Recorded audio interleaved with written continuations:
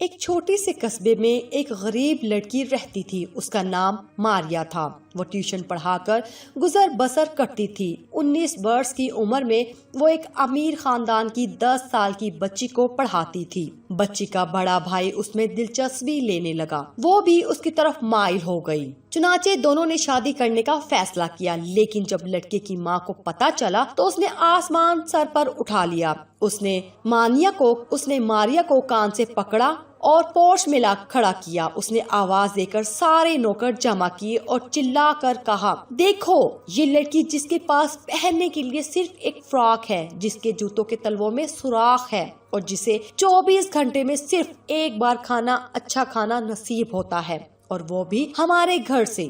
یہ لڑکی میرے بیٹے کی بیوی بننا چاہتی ہے، یہ میری بہو کہلانے کی خواہش پال رہی ہے۔ تمام نوکروں نے کہکا لگایا اور خاتون دروازہ بند کر کے اندر چلی گئی۔ ماریا کو یوں محسوس ہوا جیسے کسی نے اس کے اوپر تیزاب کی بالٹی الٹ دی ہو۔ وہ توہین کے شدید احساس میں گرفتار ہو گئی اور اس نے اسی پورچ میں کھڑے کھڑے فیصلہ کیا وہ زندگی میں اتنی عزت، اتنی شہرت کمائے گی کہ پورا قصبہ اس کے نام سے پہچانا جائے گا۔ اس نے یونیورسٹی میں داخلہ لیا اور فزکس پڑھنا شروع کر دی۔ وہ دن میں 20 گھنٹے پڑھتی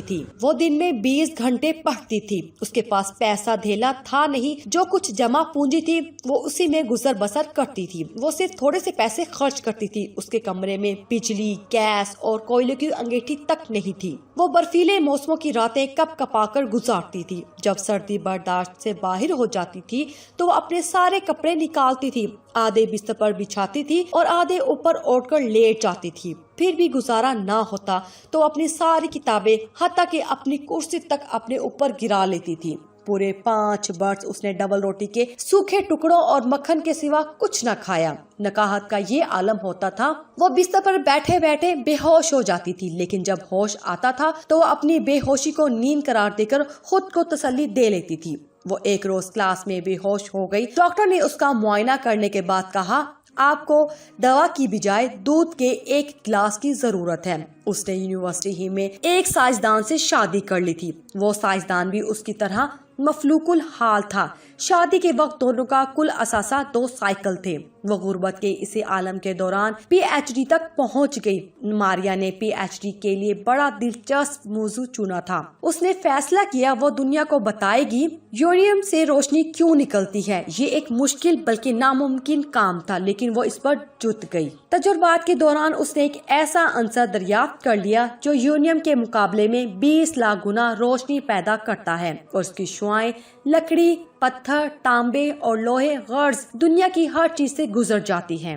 اس نے اس کا نام ریڈیم رکھا۔ یہ سائنس میں ایک بہت بڑا دھماکہ تھا۔ لوگوں نے ریڈیم کا ثبوت مانگا۔ ماریا اور سائنسدان نے ایک خستہ حال احاطہ لیا جس کی چھت سلامت تھی اور نہ ہی فرش، اور وہ 4 برس تک اس احاطے میں لوہا پگھلاتے رہے۔ انہوں نے تنو تنہا 8 ٹن لوہا پگھلایا اور اس میں سے مٹر کے دانے کے برابر ریڈیم حاصل کی۔ یہ 4 سال ان لوگوں نے گرمیاں ہوں یا سردیاں اپنے اپنے جسموں پر جھیلی۔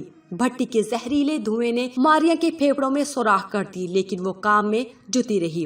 اس نے ہار نہ مانی، یہاں تک کہ وہ پوری سائنس اس کے قدموں میں جھک گئی۔ یہ ریڈیم کینسر کی لاکھوں کروڑوں مریضوں کے لیے زندگی کا پیغام لے کر آئی۔ ہم آج جسے شعاعوں کا علاج کہتے ہیں، یہ ماریا ہی کی ایجاد تھی۔ اگر وہ لڑکی 4 سال تک لوہا نہ پگھلاتی تو آج کینسر کے تمام مریض مر جاتے۔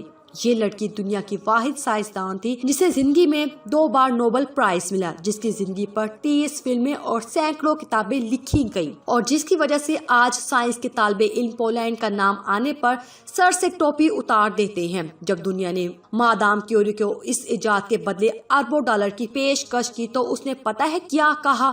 اس نے کہا، میں یہ دریافت صرف اس کمپنی کو دوں گی جو پولینڈ کی ایک بوڑھی عورت کا مفت علاج کرے گی۔ جی ہاں، وہ امیر عورت جس نے کبھی کیوری کو کان سے پکڑ کر باہر نکال دیا تھا، وہ اس وقت کینسر کے مرض میں مبتلا ہو چکی تھی اور وہ اس وقت بستر مرگ پر پڑی تھی۔